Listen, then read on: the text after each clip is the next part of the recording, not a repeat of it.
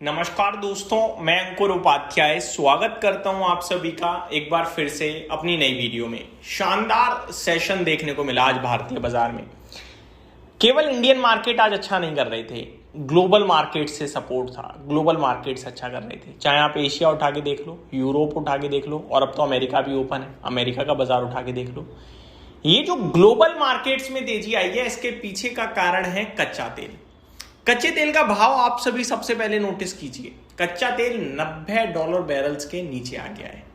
$88 barrels का कच्चे तेल ने लो हिट किया था आज के सेशन में अराउंड 3 बजे के समथिंग। अभी एग्जैक्टली $90 बैरल्स पे ट्रेड कर रहा है। कच्चा तेल क्यों इतनी तेजी से घटता हुआ दिखा है और आगे क्या हो सकता है और भारत के बाजार में कैसी पोजीशन रखें, इसके बारे में आप सभी के साथ बात करने वाला हूं। कल का सेशन इंपॉर्टेंट है। क्योंकि कल निफ्टी की वीकली एक्सपायरी भी है। आई थिंक वीकली क्या मंथली है कल, जो कि कल ट्यूसडे, तो फिर मंथली एक्सपायरी की तरफ हम बढ़ रहे हैं। तो मंथली एक्सपायरी की तरफ ध्यान देंगे।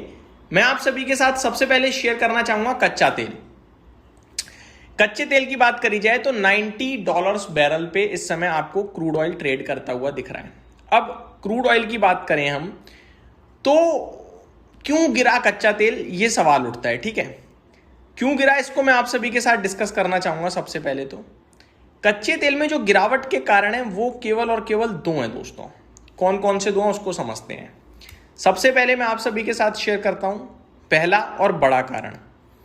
पहला कारण अगर आप देखें कच्चे तेल का तो गिरने के पीछे का रीजन है यूएस ने कहा कि अभी हम ईरान के ऊपर फ्रेश स्ट्राइक नहीं कर रहे। करीब 14 रात लगातार यूएस ने स्ट्राइक करी ईरान पे और अब फाइनली जाके कहा कि हम स्ट्राइक नहीं कर रहे। क्यों कहा उन्होंने? क्योंकि उनका मानना है कि अब ईरान थोड़ा सीरियस है बातचीत को लेकर और अब हम डिप्लोमेसी को जगह देना चाहते हैं, यानी बातचीत चाहते हैं। तो अभी बातचीत को लेकर तो कोई अनाउंसमेंट नहीं आई है, लेकिन शायद दोबारा से बातचीत की तरफ दोनों लोग बढ़ रहे हैं। केवल इतनी बात सच्चाई नहीं है। अमेरिका के जो मार्को रूबियो हैं, उन्होंने सेक्रेटरी ऑफ स्टेट, उनका बयान आया कि यूएस $37.6 बिलियन का ऑलरेडी खर्चा कर चुका है इस वॉर में। दूसरा बयान, जो स्टॉक पाइल्स हैं ड्रोन्स की या ये इक्विपमेंट्स की वॉर रिलेटेड, ये बड़ी तेजी से घट रही हैं, तो थोड़ा विराम देना चाहिए इस जंग को। यह भी एक कारण है कि यूएस ने अपना अटैक रोका है।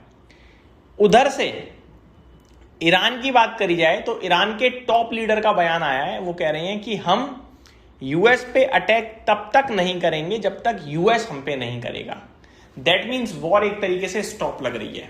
यूएस मना कर रहा है, यूएस नहीं करेगा तो ईरान भी नहीं करेगा, तो जंग रुकती हुई दिख रही है। अब जंग रुक रही है तो शायद बातचीत को लेकर भी मार्केट उम्मीद लगा रहा है। अगर बातचीत आती है तो फिर कच्चा तेल और तेजी से घट सकता है। एक चीज जो निवेशकों को, ट्रेडर्स को समझ में आ रही होगी वो ये है कि कच्चे तेल की घटने की रफ्तार बहुत तेज है भाई। एक दिन के अंदर अंदर 101 से $90 आ गया है, वो भी विदाउट एनी रीजन। अगर एक कारण इसे मिल जाए, बातचीत की होप आ जाए असली में, तो ये $80 हो जाएगा, क्योंकि इसके फंडामेंटल्स बहुत वीक हैं। और ऊपर जाने में इसने 14 रात अटैक देख लिया ईरान के ऊपर, लेकिन ये ऊपर बड़ा स्लोली गया था, क्योंकि ऊपर जाने के लिए इसके पास सपोर्ट फंडामेंटल्स का नहीं है। ये हमें अच्छे से दिखने लगा है। तो कच्चा तेल गिरा, दुनिया के बाजार बढ़े। सबसे पहले शुरुआत ग्लोबल से करते हैं। एशियन मार्केट, निकाई 0.5% ऊपर बंद हुआ, Shanghai 1%, Hang Seng 1%, KOSPI 1%, Malaysia 0.5%, Taiwan में फ्लैटिश टाइप कामकाज रहा आज के सेशन में और निफ्टी ऑलमोस्ट 1% ऊपर गया। यूरोप 0.5% ऊपर, फिटसी डेक्स 1.5% ऊपर और कैक में 0.86% की तेजी है। यूरोप करीब 0.5% ऊपर है। अमेरिका डाउ करीब 0.5% ऊपर ट्रेड कर रहा है। इनफैक्ट मैं आपको बताना चाहूंगा, डाउ 500 पॉइंट ऊपर था, अभी तो ऊपर से नीचे आ गया शायद। नेस्डेक हालांकि 0.4% डाउन है, लेकिन रसल 2000 में 0.8% की तेजी है। S&P 500 बिल्कुल फ्लैटिश टाइप कामकाज करता हुआ दिख रहा है। अब निफ्टी की तरफ चलते हैं। देखो, निफ्टी के लेवल्स की बात करता हूं। 24,000 हमने दिन के दौरान आज देखा, 24,011 का हाई लगा, 23,995 पे बंद हुआ है, तो इसको हम 24,000 कंसीडर कर सकते हैं। अब अगर हम इसे 24,000 कंसीडर करते हैं तो मेरे पास एक रेंज आती है 24 से 24,200 की, लेकिन 24,000 ही है क्योंकि, तो मैं 23,900 से 24,100 की बात करूंगा, 200 पॉइंट की रेंज रखूंगा। तो ये निफ्टी के लिए मेरी तरफ से लेवल्स हैं। मार्केट आज बढ़िया थी क्योंकि स्मॉल कैप मिड कैप बहुत अच्छा कर रहे थे। बैंक निफ्टी में भी 0.7% की तेजी थी, वहीं निफ्टी सेंसेक्स 1% ऊपर बंद हुए। सेक्टर स्पेसिफिक आज सारे ही सेक्टर हरे निशान में थे, तेजी की चौतरफा आज बोलबाला था तेजी का, मैं ये कहूँगा। आज के सेशन में काफ़ी सारी न्यूज़ और स्टॉक्स स्पेसिफिक एक्शन भी था, वो डिस्कस करता हूँ। तो रिजल्ट्स के लिहाज से नंबर्स आते हुए दिख रहे हैं कैप्री ग्लोबल, एवरेस्ट इंडस्ट्रीज के। कैप्री ग्लोबल के नतीजे अगर आप देखें तो नतीजे काफ़ी स्ट्रॉन्ग लग रहे हैं। मैं आपको सिर्फ इतना ही बोलना चाहूँगा, मुनाफा 175 करोड़ से 353 करोड़ का हुआ है और रेवेन्यू 1000 करोड़ से 1575 करोड़ का हो गया है। इंडस टावर के नतीजे आए हैं, मार्जिन 55% से 82% के हो गए हैं। एबिटा 4450 करोड़ के सामने 6920 करोड़ का है और मुनाफा कंपनी का 1737 करोड़ के सामने 1746 करोड़ है। तो प्रॉफिट फ्लैट है लेकिन बाकी सब जगह स्ट्रॉन्ग जंप है। Aeroflex industries, Gallantt Ispat, CCL, Tilaknagar industries, wheels India, Balaji amines, Tejas networks, JK paper के नंबर्स कमाल के हैं।